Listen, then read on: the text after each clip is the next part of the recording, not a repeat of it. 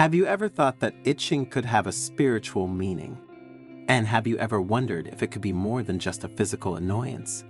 What if we told you that itching can hide a deep spiritual meaning that no one has ever told you? A message that your body, mind, and spirit are trying to communicate to you. A secret message that you would do well to listen to so that you can live at peace with yourself and with the world around you.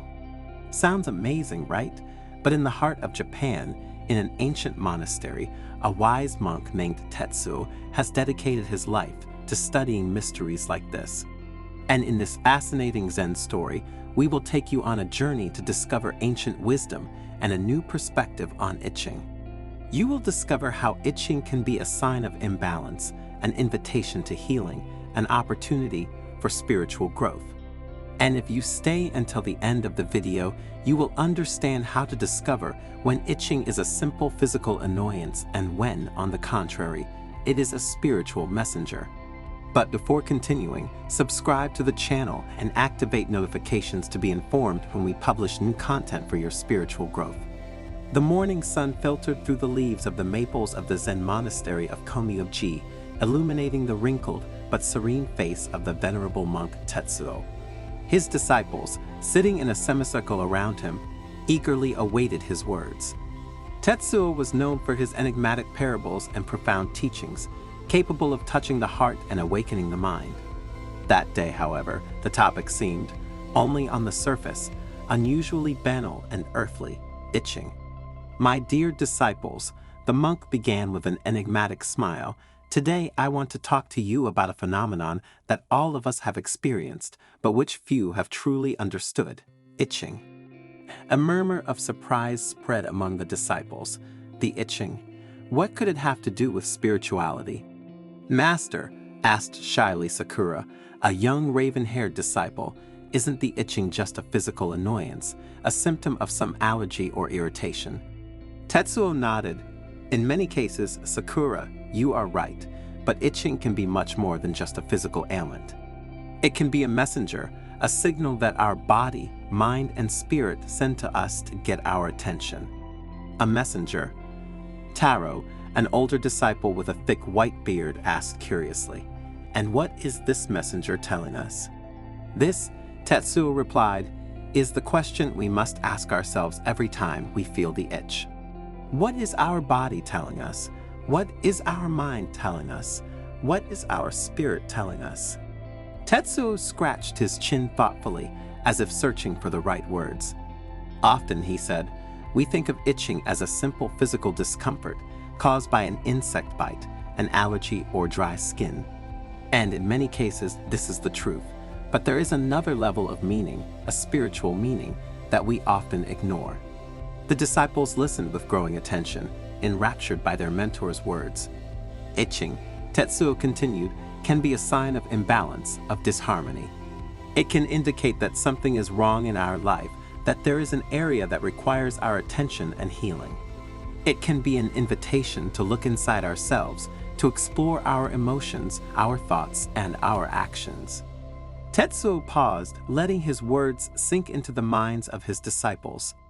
I remember, he said, a time when a persistent itch tormented me. I couldn't concentrate on meditation, nor find peace in my thoughts. Initially, I thought it was just an allergic reaction to the pollen, but the itching persisted even after taking the medicine. What did you do, Master?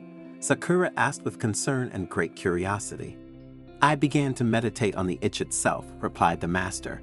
I observed the sensations, I explored the emotions that came from it. And slowly, I began to understand that the itching was a reflection of a deep anxiety that I had repressed, an anxiety related to an important decision I had to make. And then? Taro asked, what did you do to make this discovery turn into something positive? Once I recognized and addressed that anxiety, the itching went away, Tetsuo replied. I realized that my body was sending me a signal, an invitation to take care of my mind and spirit. Then, as his eyes shone with wisdom and his smile spread peace, he added, the itch, my dears, is a call to action. It is an invitation to take care of ourselves, physically, mentally, and spiritually. It is an invitation to find balance, harmony, and inner peace. The disciples were fascinated. Tetsuo's words had opened their eyes to a new way of seeing itching, a way that went far beyond simple physical discomfort. Thanks to the master's explanations, they realized that throughout their lives, they had often felt itching without a specific physical reason. But Master, Sakura asked, how can we distinguish between a physical itch and a spiritual one? It's not always easy, Sakura, the monk replied, but there are some clues we can look for. A spiritual itch tends to be persistent, unresponsive to physical treatments, and accompanied by other sensations or emotions, such as anxiety, frustration, or restlessness. Tetsuo continued, furthermore, a spiritual itch can manifest itself in specific areas of the body, each of which has a symbolic meaning. For example, an itchy hand can indicate a desire to take action to change something in our life. An itchy foot can suggest a need for grounding, for stability, to find a place in the world where we can feel like ourselves. An itchy head can be a sign of mental confusion or thought overload. The disciples listened intently, taking mental notes. The lesson on itching became more and more interesting. Tetsuo, looking his disciples in the eyes, continued his lesson by telling about a new disciple who had once arrived at the monastery. He was a young man tormented by constant itching in his hands. He had consulted numerous doctors, but none had been able to find a cause or cure. Desperate, Hiroshi had decided to seek help in the monastery, hoping to find relief in Tetsuo's wisdom. The monk welcomed Hiroshi warmly and invited him to share his story. And the young man told of his hectic life, his stressful job, and his constant dissatisfaction. He had always looked for happiness externally, accumulating material goods and chasing ephemeral successes, but nothing seemed to quench his internal itch. Tetsuo listened carefully, nodding every now and then. When Hiroshi finished speaking, the monk said to him, "Hiroshi, your itchy hands are not just a physical ailment. It is a sign that your soul is restless, that there is an unexpressed desire burning inside you. Your hands, tools of action and creation, are asking you to express your true nature, to follow your passion." Hiroshi was confused, but Master, he said, I don't know what my true passion is. I have always done what others expected of me, what society considered right and appropriate. Tetsuo nodded and replied, your true passion, Hiroshi, is like a seed buried deep in the earth. It needs to be nurtured, cared for, and brought to light. Start exploring your interests, experimenting with new activities, following your curiosity.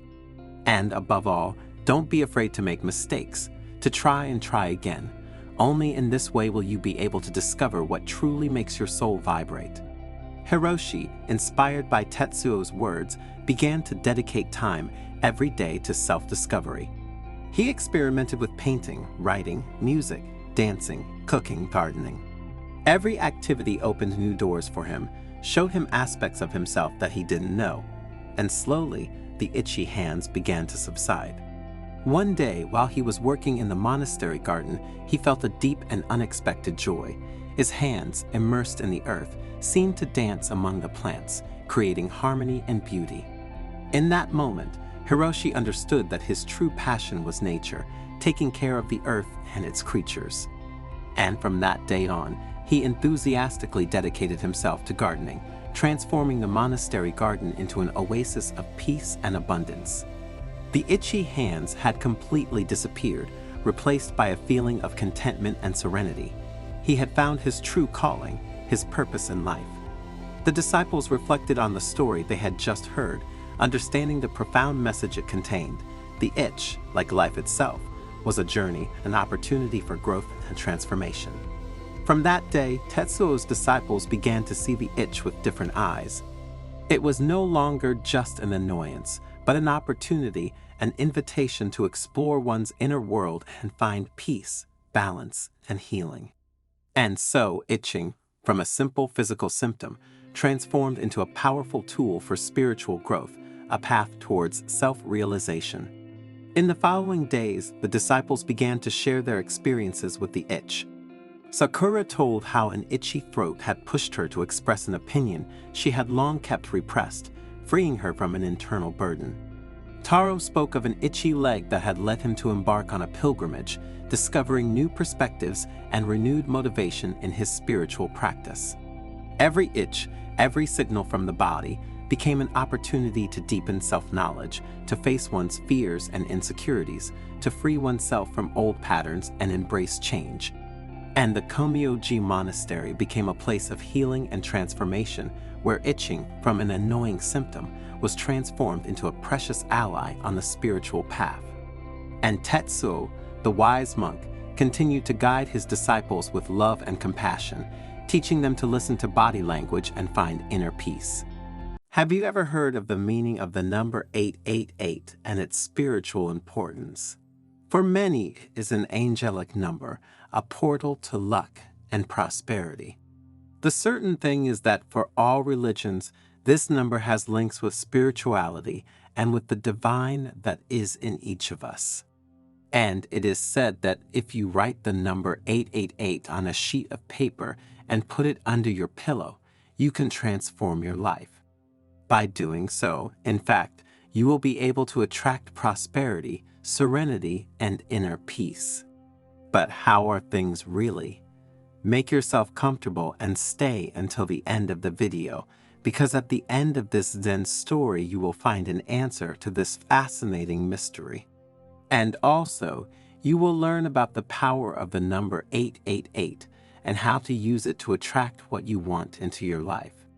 But before continuing, if you haven't already done so, subscribe to the channel and turn on notifications. This way, you will be notified when we publish new content for your spiritual growth. The sun sank lazily on the horizon, painting the sky with fiery shades that danced on the rocks like tongues of fire. The elderly and wise monk, Kato, is about to reveal something unique to his disciples. Around the crackling fire, Kaido's disciples anxiously awaited the words of the Buddhist monk. They knew that, once again, their mentor would amaze them with extraordinary revelations.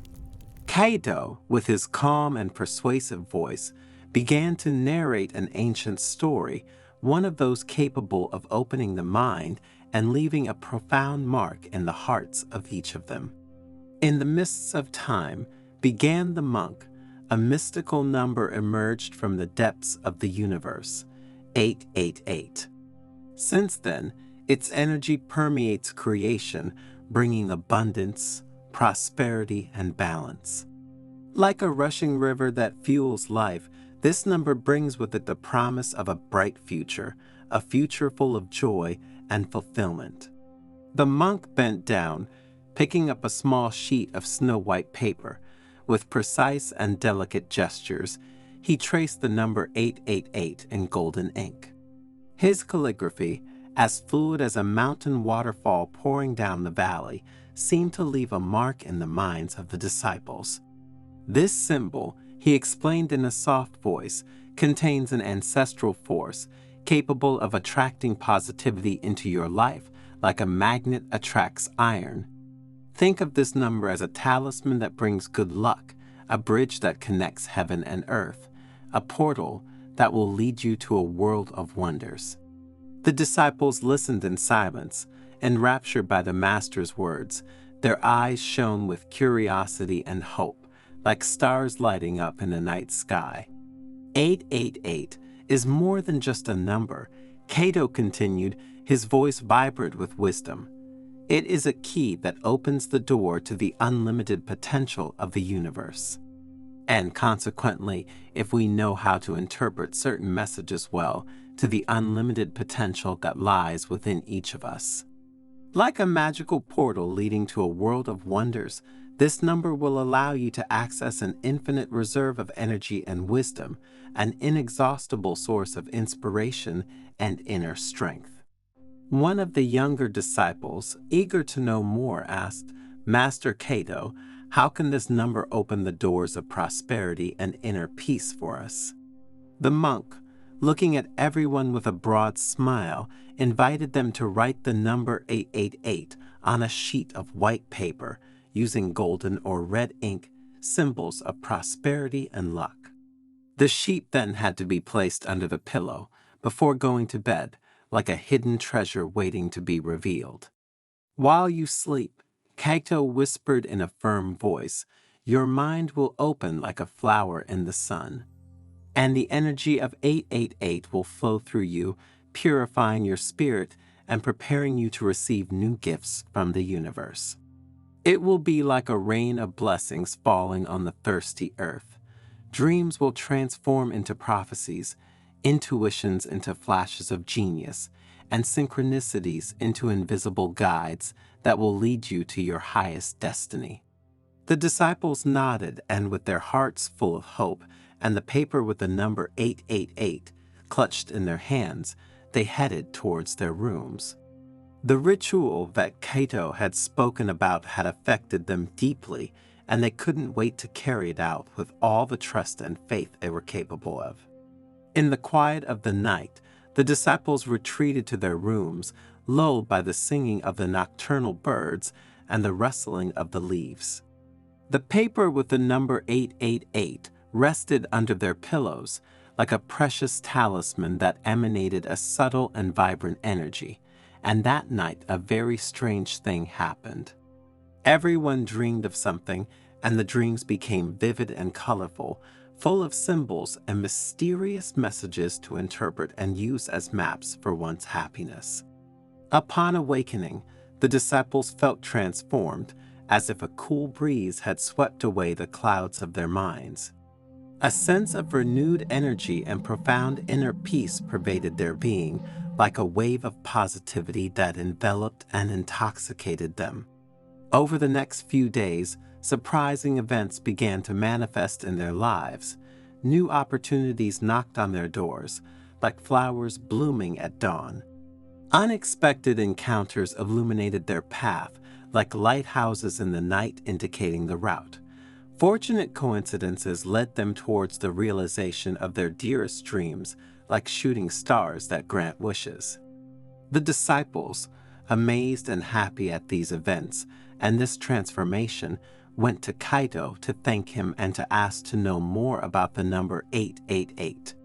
The wise monk, with a benevolent smile, invited them to sit around the fire, which crackled brightly like a beating heart that united them under the same roof. 888 is an angelic number, Kaito explained, his voice vibrant with wisdom.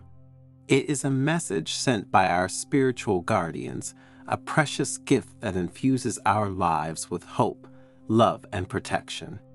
Like a lighthouse in the night, this number guides us towards our highest destiny, illuminating the path ahead with its golden light. In Buddhism, the number 8 represents the Eightfold Path, or the path that leads to enlightenment. And the 888 is seen as a symbol of spiritual perfection and awakening, a symbol to be respected, and thanks to which one can find one's path in life. Master Kaito asked the disciple, "Is it true that this number is also important for other religions?"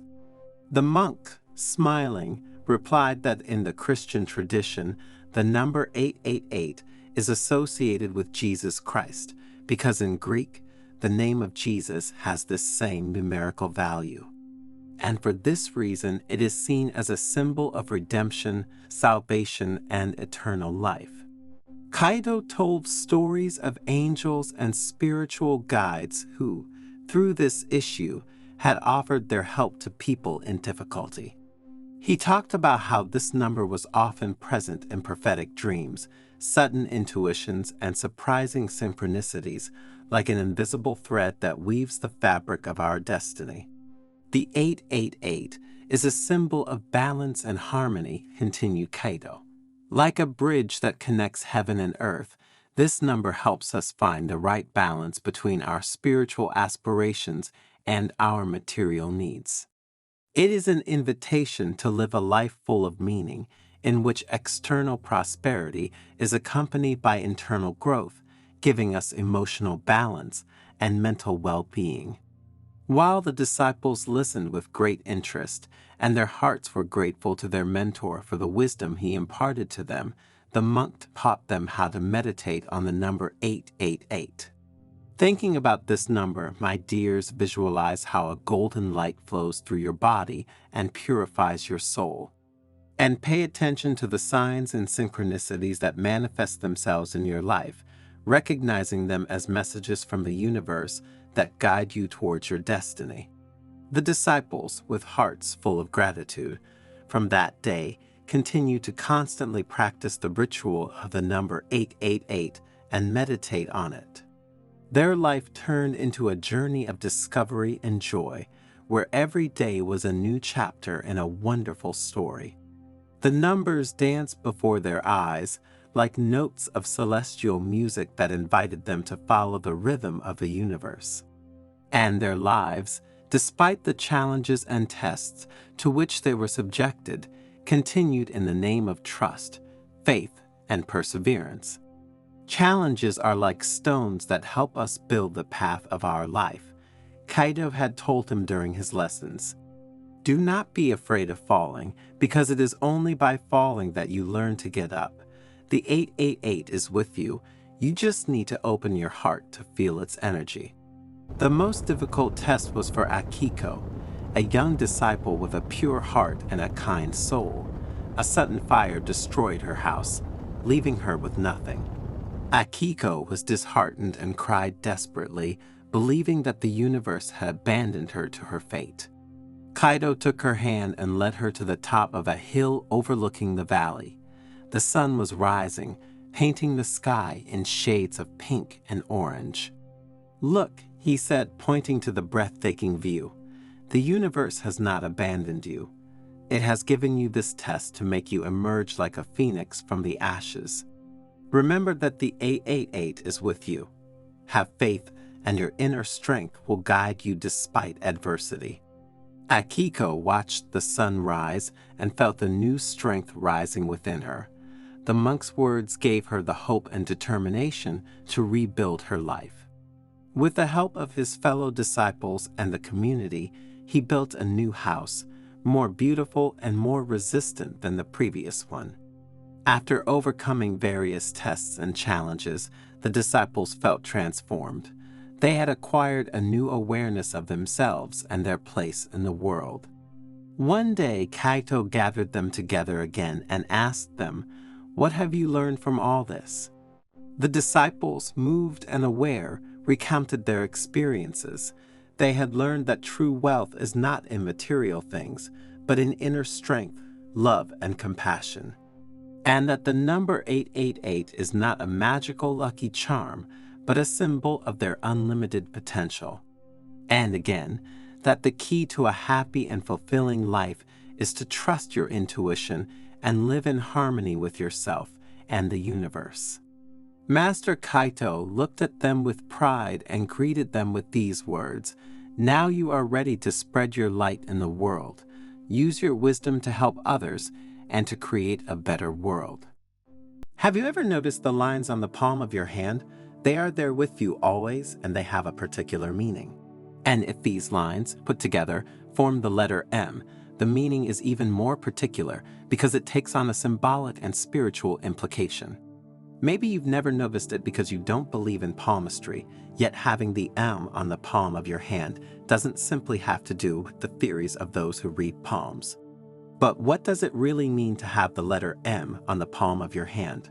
We will see it in this Zen story, rich as always in that Buddhist wisdom, capable of giving us emotional well-being and inner peace.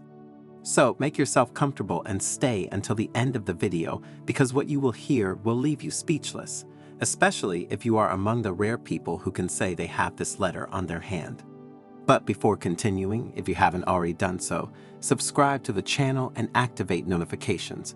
This way you will stay updated when we publish new content for your spiritual growth. In a quiet Buddhist temple hidden in a charming Japanese forest, the elderly and wise Buddhist monk Ninsi gathered his disciples in the courtyard. "My children," Ninsi began in a calm, penetrating voice, "have you ever felt as if the universe were whispering to you ancient secrets about your destiny? And have you ever had the impression that your destiny, or at least that we call that, holds something unique and mysterious in store for you?" The disciples, captured by his eloquence, nodded, thinking of the sensations they had been pervaded by over time. Imagine entering a place and feeling your own energy being absorbed, as if the environment were making demands on your life force, he continued. Have you ever felt that shiver down your spine, that subtle sensation that leads you to change course, cancel plans, or follow others? Just like when, at the last moment, something happens that takes you elsewhere from the path you had chosen. The disciples exchanged questioning glances, but Ninsi continued without giving them time to answer or ask questions. His intent was to make them think, but also not to distract them from his words. And then there is that strange and enigmatic symbol marked in your hands, the letter M. Those of you who own it know exactly what I'm talking about. One of the disciples raised his hand timidly. Master, I have the letter M in the palm of my hand, and hearing about it for some time, I have always wondered with anxiety what it meant. Another disciple added, I also have the M on the palm of my hand, and I was told that it would be a sign that we are destined to live less than others. But how are things really? Ninsi smiled, a compassionate smile that seemed to light up the night itself. Well, get ready to decipher the secrets that destiny has in store for you. Welcome to the mystery of the letter M. With seraphic grace, the monk told them the parable of a traveler whose deeds were guided by a star in the shape of an M that illuminated the sky. That star was a light that illuminated his path, and it was as if it also illuminated his very soul, leading him through the mystery that enveloped the world. Imagine, said the old monk, that you are like that traveler, with the letter M engraved in the palm of your hand. It is like having a secret map of the universe, an inner guide that pushes you towards your destination. But this map won't just take you to physical locations. It will lead you towards your true essence, towards your spiritual mission, towards gestures and events that will change your life.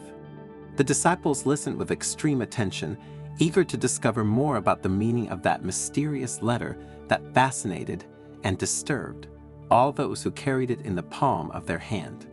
Those who carry the letter M on the palm of their hand can manifest incredible inner strength, continued Ninsi.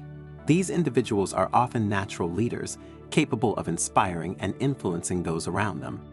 Their energy is magnetic, and they attract others to them like the stars are attracted to the moon.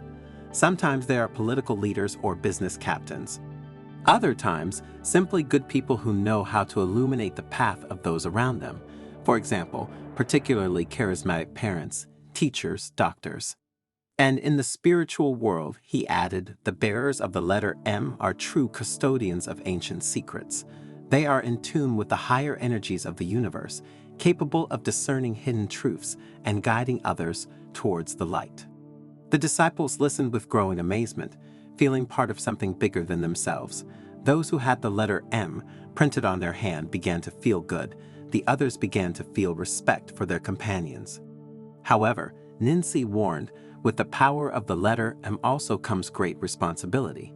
You must use your gift with wisdom and compassion, or risk being overwhelmed by the dark forces that lurk in the shadows.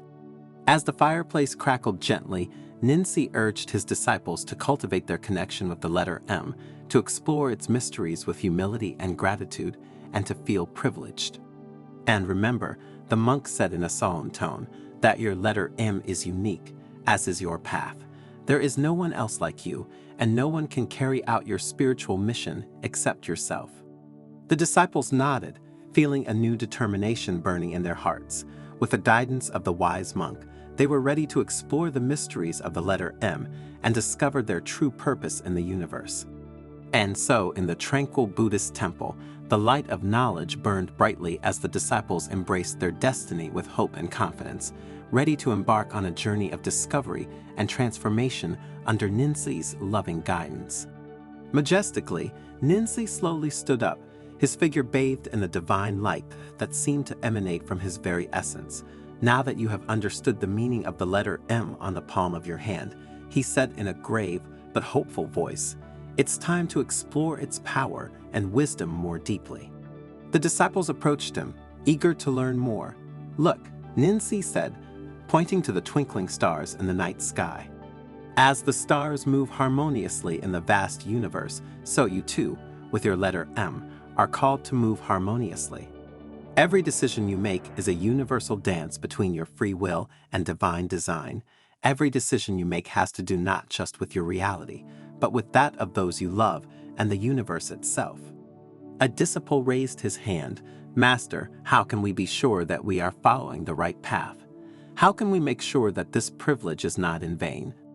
Ninsi smiled, the wisdom in her eyes shining like an eternal flame. Listen to your heart, she said.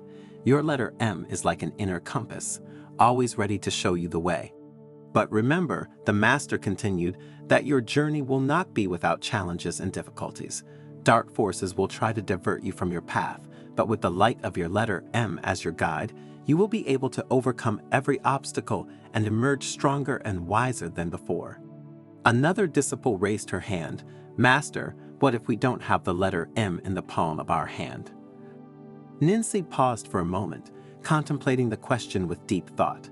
Even if you don't physically possess the letter M, you can still access its wisdom and power, he finally replied.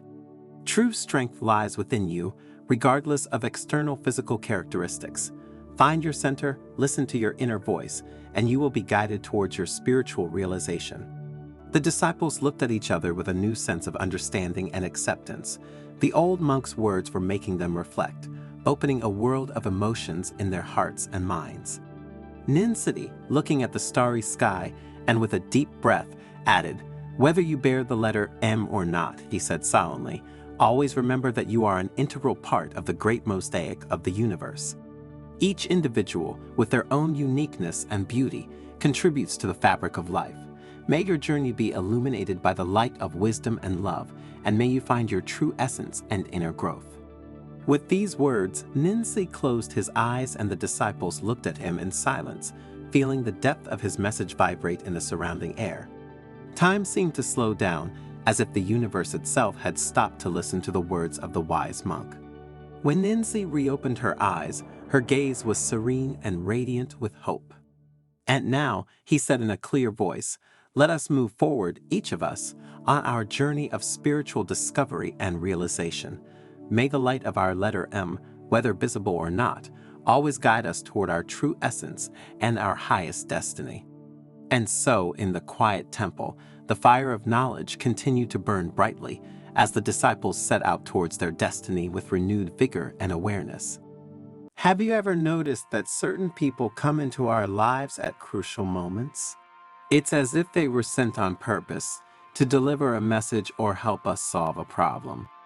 And have you ever had the sensation when meeting someone of living in a déjà vu, as if you had already met them in an unspecified past? In this video, we will see that people do not come into our lives by chance, but for a specific reason. So make yourself comfortable and stay until the end, because what you will hear will affect you deeply. But first, subscribe to the channel, turn on notifications, and share the video. In this way, you will help us produce new valuable content every day for your spiritual growth.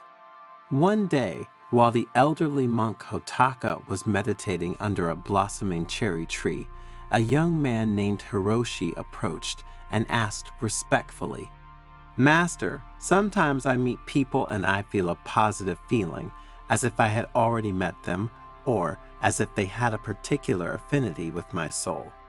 Other times, however, I feel a negative sensation, as if that person had come to hurt me, to damage me. And all this makes me restless and makes me ask, do people come into our lives by chance? Young friend, Hotaka said, his piercing eyes fixed on the boys, people never enter our lives by accident, and this truth is deeper than we can imagine. In life, we meet different people, and each of them has its place and role in our story. Some come and go, others stay and accompany us through different periods of life. Hotaka slowly stood up and pointed to the blue sky above them. Look at the birds, young friend. They do not fly by chance. They are carried by the currents of the air, just as we are carried by the invisible forces of existence. Hiroshi contemplated the birds flying across the sky, trying to grasp the depth of the wise master's words. Imagine your life as a garden, Hotaka added. Every person who crosses your path is like a seed planted by destiny. Some grow like colorful flowers that last a season, others like mighty trees that endure over the years, but each brings with it the promise of new growth. Hiroshi nodded. He reflected on the various flowers and trees he had seen blooming along the path of his life. The people who hurt us, Hotaka continued in a tone of pity, are often our best teachers. They are sharp stones on our path, and despite the pain, they teach us to grow and find our inner strength. The young monk closed his eyes, reliving the challenges that had tempered his soul over time. And then there are those who appear when we need them most, Hotaka said, pointing to a majestic tree. Just as the roots of this tree support it on stormy days, these people support us in difficult times. Hiroshi thought of a person who had been his refuge during a very delicate period, a solid anchor in the midst of a storm, a person who, after that period, left his life, even though he would have still wanted her by his side. Finally, Hotaka concluded wisely, some remain with us forever. They are like fixed stars in our sky, bright and constant. True friends, family members are soulmate. With them we share the burden of our days and the joy of our successes. The young monk smiled, feeling enveloped in gratitude for the special people he had met and had by his side. Hotaka looked up at the sky, and a subtle light danced in his eyes. Recognize and appreciate every person who crosses your path, young Hiroshi. Each is an essential part of your story, and you are a part of theirs. Life is an intricate web of destinies, and each encounter contributes to the fabric of your existence. Know, added the master, that there are fundamentally three types of individuals: those who support us on the path of our evolution, pushing us to overcome limits and reach new levels of awareness; those who bring a breath of renewal to our inner world. When we cross paths with these individuals, we immediately perceive that the universe is weaving an intricate web. What the plans are hidden in these meetings remains shrouded in mystery, but we can be certain that something in us is destined to undergo an eternal transformation. And then there are the individuals who encourage us to continue. This particular category of travel companions may only accompany us for a brief moment, but their role is crucial. They remind us of the true nature of our path, strengthening our determination to move forward. The master's words helped the young novice who, in the following years, continued to follow the path illuminated by Hotaka's wisdom. Every encounter, be it a casual passerby or a lasting life partner, became for him a precious piece in the mosaic of his existence. Through the challenges and joys, Hiroshi learned that every person, every experience, brought with it a hidden gift, a precious teaching that contributed to his growth and spiritual fulfillment. As time passed, the novice himself became a senior monk with wise eyes and a grateful heart. In his role as spiritual guide, he shared with the young monks the profound truth taught to him by Hotaka, that life is a constant flow of meaningful encounters, each of which contributes to the unique beauty of our existence. In conclusion, what is the moral of this story? That in life, every encounter, regardless of its duration or intensity, contributes to the richness of our existence. Life is a wonderful journey of discovery, and each person who crosses our path brings with them a unique gift. Sometimes these people die, sometimes they leave for no apparent reason. Other times they behave badly and force you to make a decision and walk away from them. What we need to understand is that their work is done because one of our needs or desires has been satisfied. Therefore, in a world where people's paths cross and separate like branches of a tree, true wisdom lies in opening your heart at every encounter and learning from the lessons hidden in the folds of destiny. As we move towards our life goals, even difficult challenges and trials always await us, and we can feel helpless. But it is precisely in these moments that the universe sends us people who give us the courage to face these challenges and overcome the obstacles. Their support and encouragement inspires us and gives us the strength to move forward.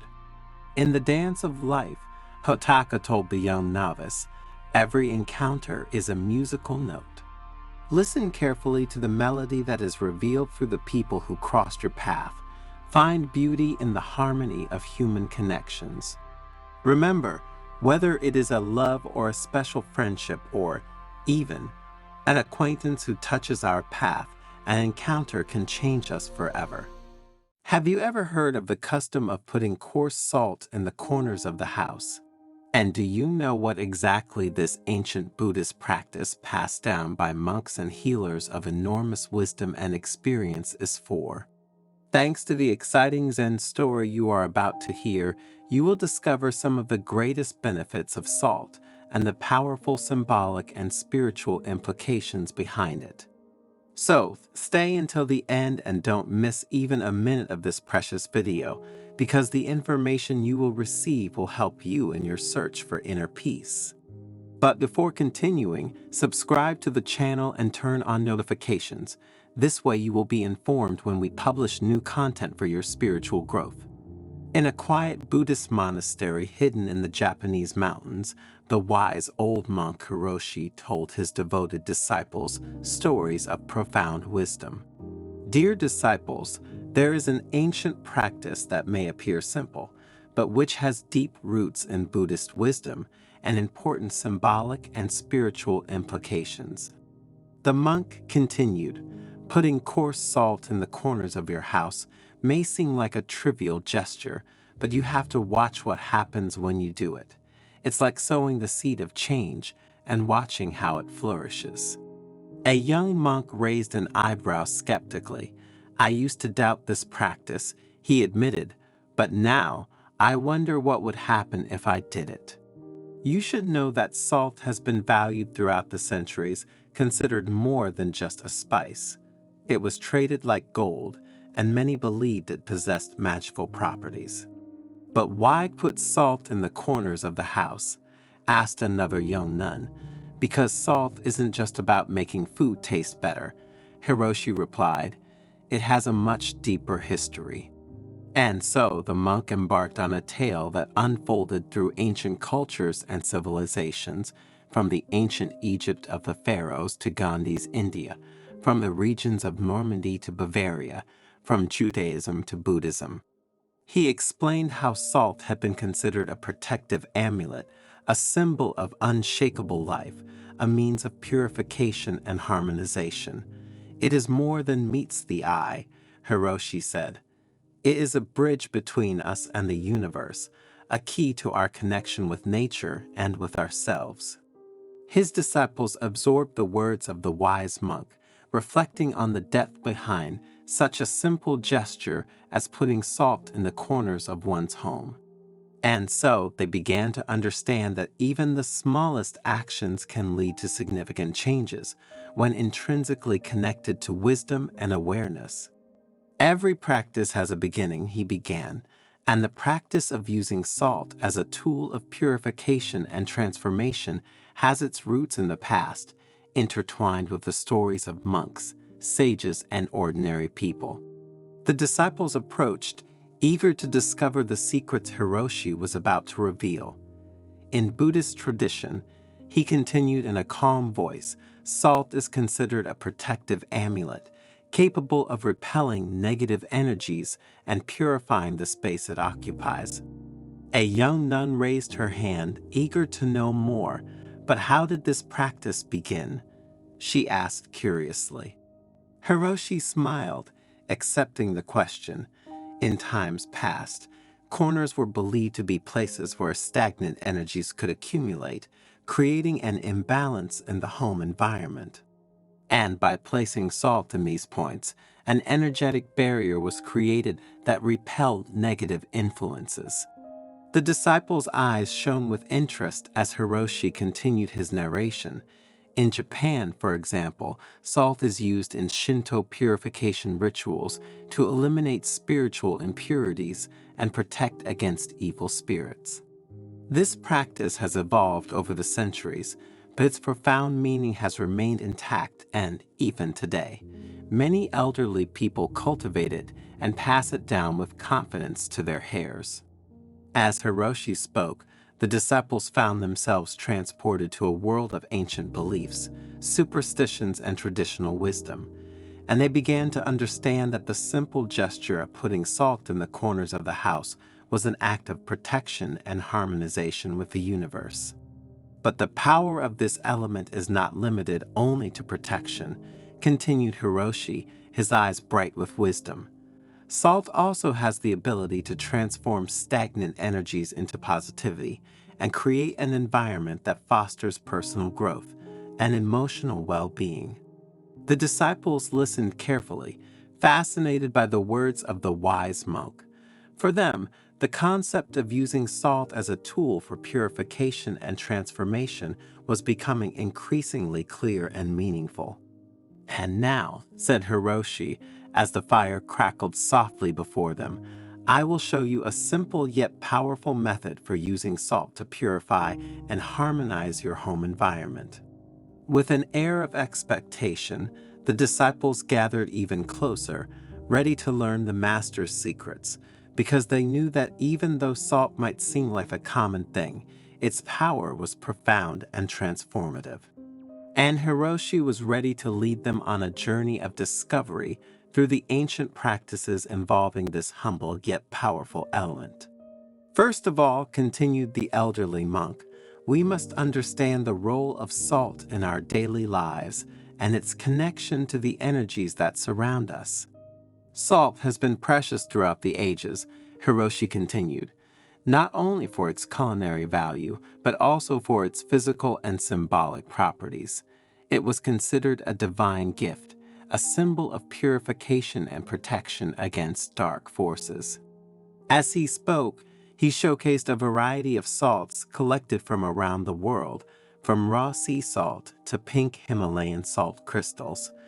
Each type of salt carries with it a unique vibration, he explained. And learning to use salt correctly means being aware of this diversity and how it can affect our environment and our inner energy. The disciples contemplated the various types of salt with curiosity, aware of their potential significance beyond the simple flavor they added to meals. "But how can we fully harness the power of salt in our lives?" asked one of the monks, eager to apply what he was learning. "You asked an important question," Hiroshi replied with a smile. "The key is in intention and mindful practice. I will show you a method you can use to purify and protect your home environment." "The moon is a powerful energy catalyst," Hiroshi explained, "and when salt is exposed to its light, it becomes charged with purifying and harmonizing energy."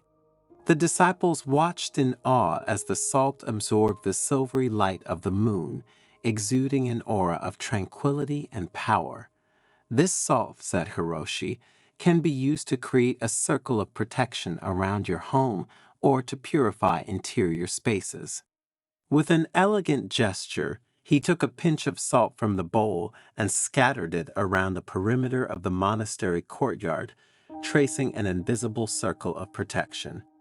"This circle," he explained, "will create an energetic barrier that will repel negative influences and promote peace and harmony within these boundaries." The disciples watched reverently as Hiroshi completed the circle of salt, feeling the presence of a protective energy surrounding the monastery. It was as if the place itself had been enveloped in a loving and powerful embrace.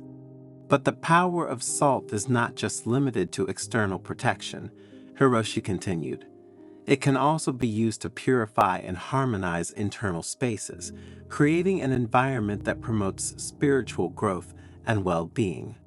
With this, he led the disciples inside the monastery, where he guided them through a series of practices involving salt to purify and harmonize the internal spaces.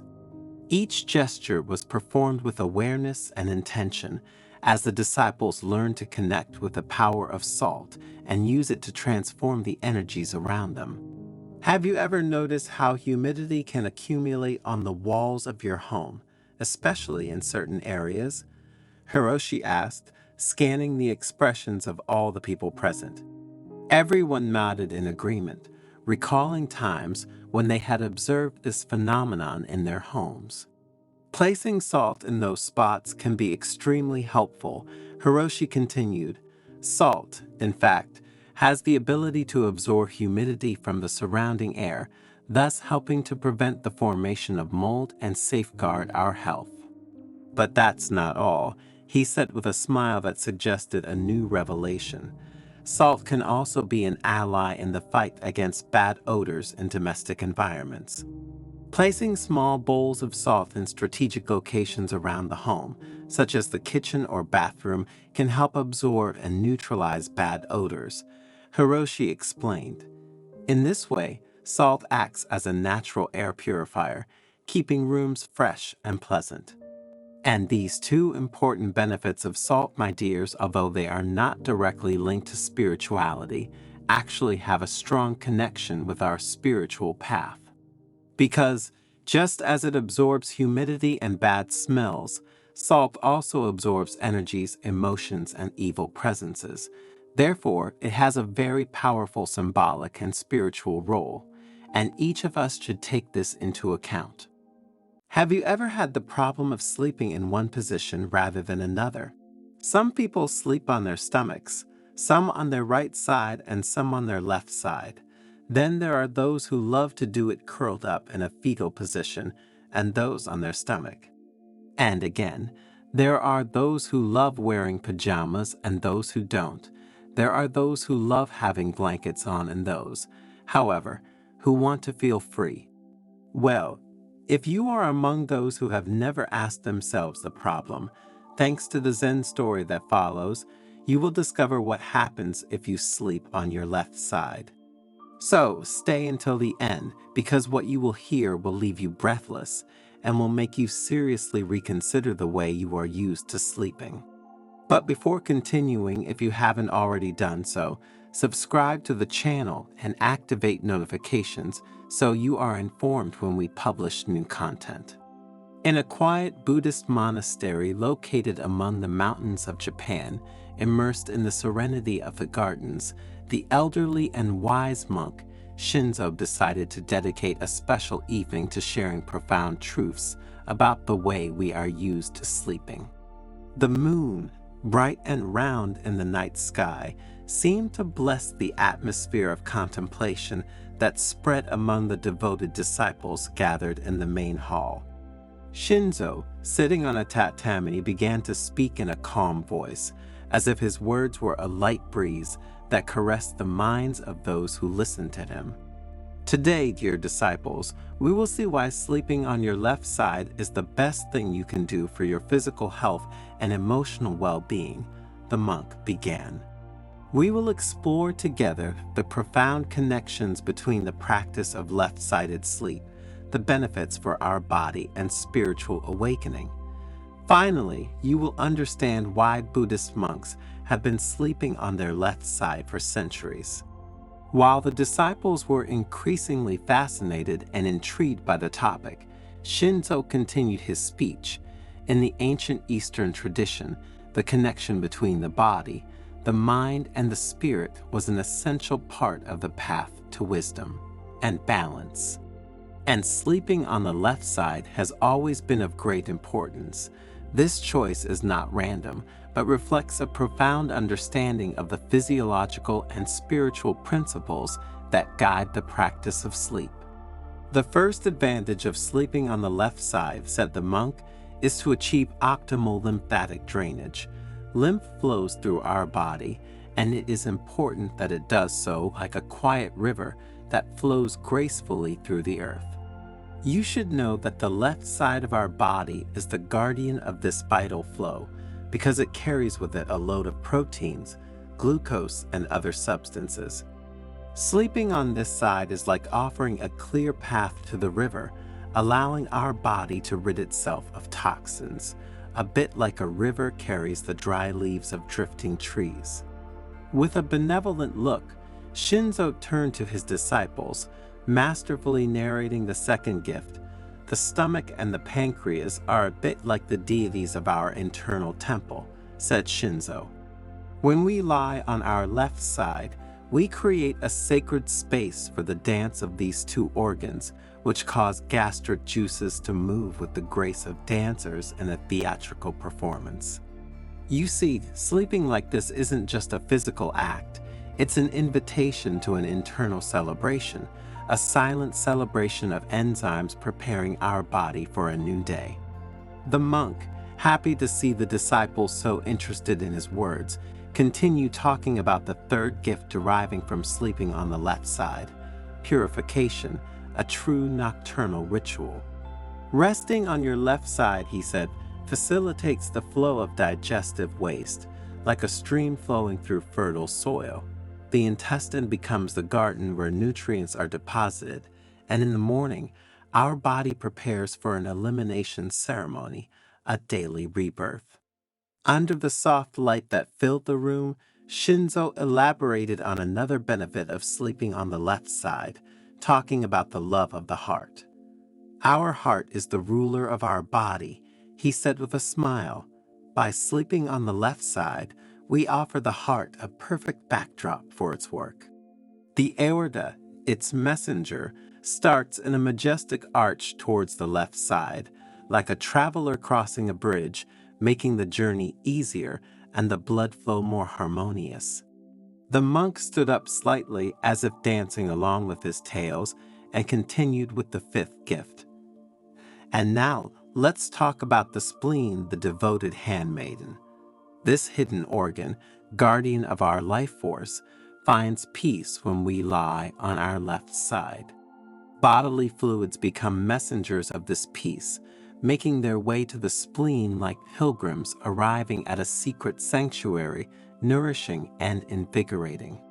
And how have you slept until today? Write it in the comments and let's discuss the topic. In the meantime, if you're enjoying the video, leave a like and share it. You will help us produce new content every day for your spiritual growth. With a deep gaze, Shinzo introduced the sixth gift with a touch of poetry. Like nature following the course of the river, sleeping on the left side is an act of connection with gravity, the silent master who guides our journey night. The force of gravity becomes the guardian of the pathways of our lymphatic drainage, a silent companion that accompanies our body through its purification ritual. In resting on the left side, the master continued, we also find balance between body and mind. Sleeping on the left side is not just an act of comfort for the internal organs and for our body in general. Ancient Oriental wisdom teaches us that this way of resting enriches our health and our connection with the internal and external world. It is a true hint to life, which reveals itself in the dreams and quiet of the left side. Sleeping in this way then is not just a rest for the body, but an opportunity for inner awakening and spiritual awakening. While the world lies in deep sleep, we, as practitioners of left-sided conscious sleep, we immerse ourselves in the depths of being. It is a sacred moment in which the mind frees itself from the chains of everyday thought, opening subtle doors to universal awareness. Shinzo, still smiling at his disciples, explained the concept of the balance between yin and yang in sleep. The left side, in its more yin nature, envelops us like an embrace of the night. The quiet that arises from this practice is a gift, an offering to our inner essence. Through concrete examples, Shinzo told of nights in which the monks, immersed in the practice of conscious sleep on the left side, felt the energy flow like a calm river crossing their being. The vital energies, in harmony with nature, dance while the body rests, creating a harmony that resonates in the entire monastery. The benefits of this practice, therefore, go far beyond the physical aspect, involving the spiritual one. Delving deeper into the analysis of the physical benefits, Shinzo told of elderly monks who, by embracing this practice, had experienced greater flexibility and strength in their meditation practice. Sleeping on the left side thus becomes a perfect complement to the search for enlightenment, preparing the ground for the mind and body. The monk, between one story and another, underlined the importance of bringing this awareness into everyday life, making it a healthy habit to never give up.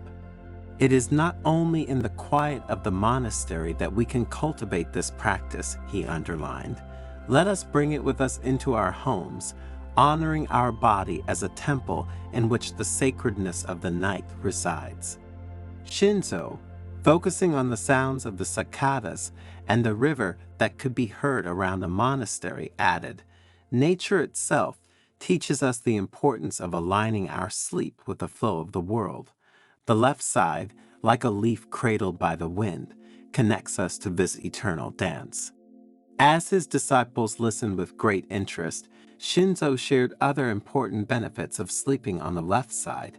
Sleeping on this side, he said, facilitates breathing, creating a harmonious synergy between the flow of air and the beating of the heart. When you lie on your left side, your trachea and esophagus take on a more natural and straight position relative to your spine. This alignment facilitates the passage of air through the trachea and towards the lungs, facilitating freer breathing. Additionally, the diaphragm, the main muscle involved in breathing, is located under the lungs. Sleeping on your left side allows your diaphragm to move more freely, promoting deep, smooth breathing. And the location of the heart on the left side of the chest is another key element. Sleeping on this side, in fact, reduces pressure on the heart and allows better blood circulation. Sleeping on your left side can help prevent acid reflux as well. With this position, the stomach sits lower than the esophagus, reducing the risk of gastric juices backing up into the esophagus. And then, added Shinzo, sleeping like this offers natural support to the spine, maintaining optimal alignment for a tension-free awakening. Have you ever noticed, asked the monk, that the spine has a natural S-shaped curvature? When lying on your left side, this position better reflects the natural anatomical curvature of your spine, minimizing stress on your discs and joints. Remember, said the monk, that sleeping on your left side is not only a way to make your body rest better, but becomes a path to awareness and spiritual growth. Just as Buddhist monks, being aware of the interconnection between body and mind, have always adopted the left side as the privileged position for sleep, you too should get used to doing so. This way, both your body and your mind will feel better. Have you ever heard of the enormous power of laurel for our physical and mental health? Do you have any idea of how, if used as we will see in this video, laurel can have a positive influence on many diseases and on your emotional balance? In this video, thanks to a Zen story full of Buddhist wisdom, you will discover that if you put a bay leaf under your feet, you will no longer need medicines and you will live more peacefully. So, make yourself comfortable and stay until the end of the video. In this way, you will discover how such a simple ritual can radically change your life. By practicing it, in fact, you will be able to awaken your vital energy, relieve pain, and find inner peace. But before you see all this, if you are new to the channel, subscribe and turn on notifications to be notified when we publish new content for your spiritual growth. The stone path that led to the Zen temple of Komyo-ji, nestled among the green hills of Kyoto, was illuminated by the first rays of the sun. A group of pilgrims who had come from every corner of Japan were traveling along it to go to the monastery to listen to their mentor. And Keido, known for his profound wisdom and ability to guide people to inner peace and spiritual growth, was eagerly awaiting them. Arriving at the temple, the pilgrims refreshed themselves and then sat in the garden where they would listen to the words of the master. With a slow and measured step, Kaido emerged from the temple door, his face marked by time but illuminated by a serene smile. His eyes, illuminated by timeless wisdom, rested on the pilgrims, transmitting a sense of calm. He wore a simple saffron-colored robe, a symbol of his renunciation of material goods and his dedication to the search for truth. "Welcome, dear friends," Kaido began in a warm, enveloping voice. "I am pleased to see you here, ready to embark on a journey of healing, personal growth, and spiritual discovery." The pilgrims approached, eager to listen to the words of the wise monk. Kaido sat down on a smooth rock, inviting them to do the same, forming a circle around him. The atmosphere was filled with expectation and reverence.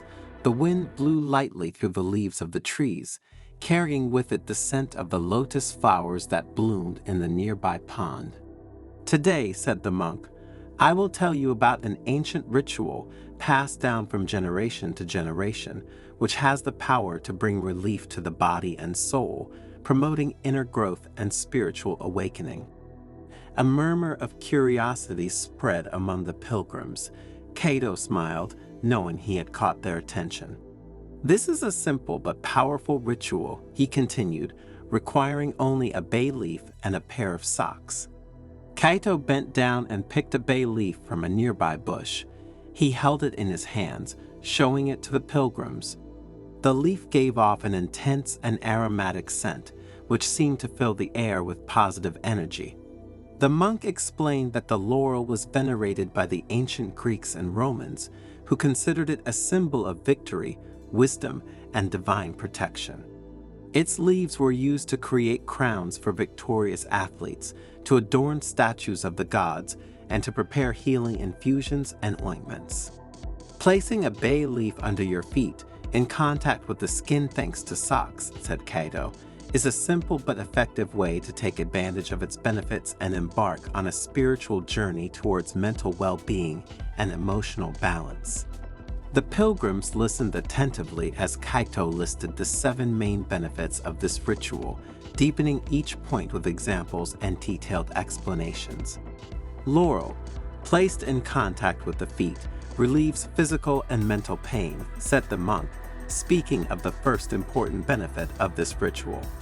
"The eugenol present in laurel acts as a powerful natural anti-inflammatory, relieving joint, muscle, and rheumatic pain.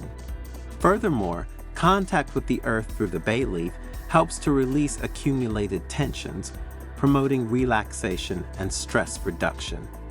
Think, my dears, that this simple gesture can bring relief not only to the body, but also to the mind, helping us to let go of worries and find inner peace." The second benefit Kaido talked about is related to the reduction of inflammation and healing processes. The anti-inflammatory properties of bay leaf, in fact, help reduce chronic inflammation, which is the basis of many diseases. This ritual promotes healing of the body and mind, stimulating the immune system and promoting general well-being. Laurel acts as a natural balm, soothing wounds and speeding up the healing process. Laurel, Kaido continued, improves circulation and vital energy. It stimulates blood circulation, promoting tissue oxygenation and the removal of toxins. And this improves vital energy, vitality, and physical resistance. Additionally, laurel is associated with the heart chakra, the energy center of love and compassion, and its use can help open and balance this chakra, promoting feelings of love, gratitude, and connection with others. While the pilgrims listened with great interest to their mentor's words, Kaido introduced another important aspect. Laurel, he said, relaxes the muscles and the mind. Its aroma, in fact, has a relaxing effect on the muscles, relieving tension and contractures.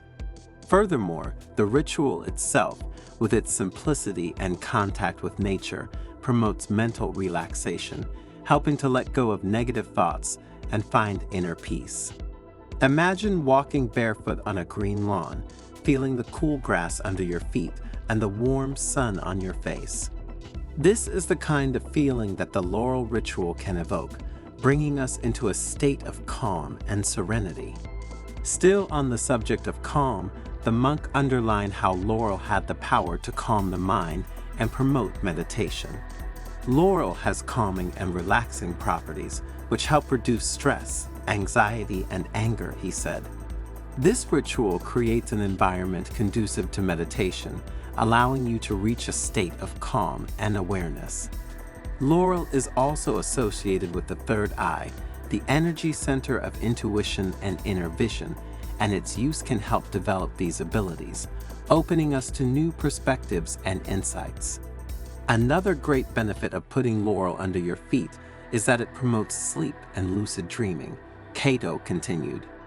The aroma of laurel promotes relaxation and induces sleep, improving the quality of night's rest. Additionally, some people have reported experiencing more vivid and meaningful dreams after practicing this ritual. According to the Zen tradition, dreams can be a source of insights and spiritual messages, helping us to better understand ourselves and our life path. But this ritual also has powerful spiritual implications. In fact, it purifies energy and promotes spiritual growth. Laurel is considered a purifying plant, capable of absorbing negative energies and rebalancing the body's energy field, added Cato. This ritual helps to free oneself from energetic blockages, promoting spiritual growth, opening the heart and connecting with one's higher self. Through this ritual, we can let go of the past, forgive ourselves and others, and open ourselves to new possibilities for growth and transformation. One of the pilgrims, named Hiroshi, raised his hand and asked, "Master Cato, how can such a simple gesture have such a profound impact on our lives?" Cato smiled and replied, "Hiroshi, simplicity is the key to wisdom. We often look for complex solutions to our problems, when in reality, the deepest answers are found in the little things, in the daily gestures that connect us with nature and with ourselves." The laurel ritual reminds us that true healing and spiritual growth do not require great effort or complicated practices, but rather an opening of the heart and a deep connection with nature and our true essence. Another pilgrim asked, "Master Cato, can this ritual help me find my path in life?" Cato replied, "Aiko, the spiritual path is a journey of self-discovery. This ritual can help you create an inner space of calm and clarity, where you can listen to your inner voice and find the answers you seek. Through your connection with the earth and the energy of laurel, you can access your inner wisdom and discover your true calling." Cato continued his speech with an invitation. Try this ritual for 15 days and observe the changes in your body, mind, and spirit. Be open to experience without expectations, and let the wisdom of the laurel guide you to a healthier, happier, and more conscious life. And remember that personal growth is an ongoing process, and every step we take toward our true nature is a step toward happiness and fulfillment. The pilgrims thanked Cato for his teachings and took their leave, taking with them a bay leaf and renewed spiritual motivation. The sun, now high in the sky, illuminated their path as they walked away from the temple, ready to embark on a new chapter in their lives, full of personal growth, wisdom, and inner peace. The laurel ritual had ignited in them a spark of hope and faith in the power of nature and their own ability to heal. As the pilgrims dispersed along the mountain paths, Cato remained seated on the rock, observing them with a benevolent gaze. He knew that their journey had only just begun, and that the laurel ritual was only a small step towards realizing their full potential. But he had faith that, with patience and perseverance, they would reach their goal. And you, are you ready to embark on this journey? If the answer is yes, we invite you to try the laurel ritual for 15 days. Place a bay leaf under your feet, in contact with your skin thanks to your socks, before going to sleep. Let the laurel energy permeate you as you sleep, and observe the changes that occur in your body, mind, and spirit. Now, as promised, here is the secret that can change your life. The true magic of the laurel ritual lies not only in the leaf itself, but in the intention you put into practicing it. If you approach this ritual with an open heart and a receptive mind, you will be able to access its full transformative power. So, take a bay leaf, place it under your feet, and let its wisdom guide you. Trust the process and be open to the infinite possibilities that life offers you. Your journey to inner peace, personal growth, and spiritual awakening has just begun.